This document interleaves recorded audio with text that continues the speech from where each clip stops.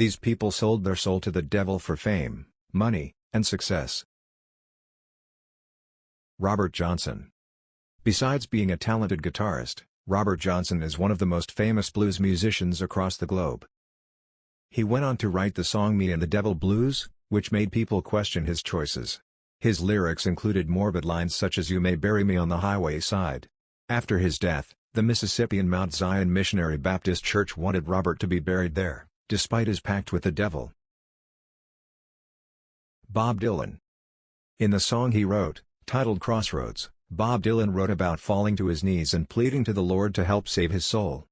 The lyrics obviously indicate that Dylan went off the right track. Even though it seems like he is referring to God, the last line that says "I'm standing at the crossroads, believe I'm sinking down" indicates his connection with the devil. Despite his sinking and struggles, Dylan achieved enormous success with his music career, which seems to be the result of this pact with the devil. In one of his interviews, Dylan sounded like he was confessing the deed on the spot when he said it goes back to that destiny thing. "I made a bargain with it a long time ago, and I'm holding up my end."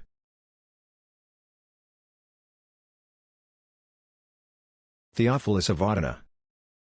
Going way back to 538 AD, we'll take a look at the story of a cleric in the Roman Catholic Church.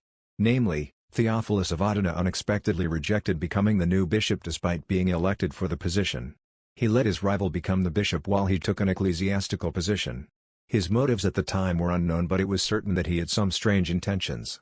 After all, he wanted to take the position of the archdeacon and control the money received through donations. His plan was to let the rival take the position of the bishop in hopes to gain the position he wanted in return.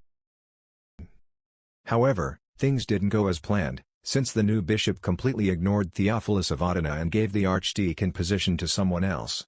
Naturally, Theophilus got angry not only at the bishop but at the whole church. He no longer considered Christians as holy as they claimed to be, so he decided to switch teams and seek help from no other than Satan himself. He denounced Jesus and the Virgin Mary by signing a contract in his own blood. After the second election, he was chosen as the new bishop with the help from the devil. The guilt of signing a deal with the devil bothered him so much that he ended up confessing to another priest. The other priest burned the blood-written contract and, just when Theophilus of Adana thought that God had forgiven him, he collapsed dead on the floor. Niccolo Paganini. Born in 1782, Niccolo Paganini was a professional violinist who learned to play this instrument at the age of 5. By the time he turned 11, he had already performed in public several times, while at the age of 15 he started a world tour. However, unlike Mozart and Beethoven, Niccolo Paganini didn't gain full credit for his accomplishment. Instead, many people believed he had the devil on his side, summoned by his mother who was obsessed with her son's success. Paganini's talent almost seemed unnatural. He didn't need sheet music or any assistance whatsoever. He was always able to perfectly memorize his songs and move his fingers so quickly that it almost looked impossible. Today's scholars even believe he had 2 medical disorders that enabled him to play so exceptionally fast. The 2 disorders were the Marfan syndrome, because of which he had extremely long fingers, and Ehlers-Danlos syndrome, which made his skin flexible and rubbery. Despite all the success, Paganini's life went downhill at a very young age. He already became an alcoholic and a womanizer at the age of 15. As he grew up, he began looking scarier and scarier, with his face sunken due to all the drug abuse. Many believed that Satan himself helped him perform, while others claimed that he could split himself in doppelgangers and walk around the audience while performing at the same time. They even claimed that one time, while he was performing, a bolt of lightning struck his violin, which was supposedly a sign from the devil. At the age of 50, Paganini got so ill that doctors believed he was going to die, so they sent in a priest to pray for him. When he saw the priest, Paganini freaked out and demanded that the priest leave and that he could get better on his own. Even though the priest left, Paganini didn't survive. Aleister Crowley. It was no secret back in the day that Aleister Crowley had connections with Satanism. In fact, he was a known leader of an occult group.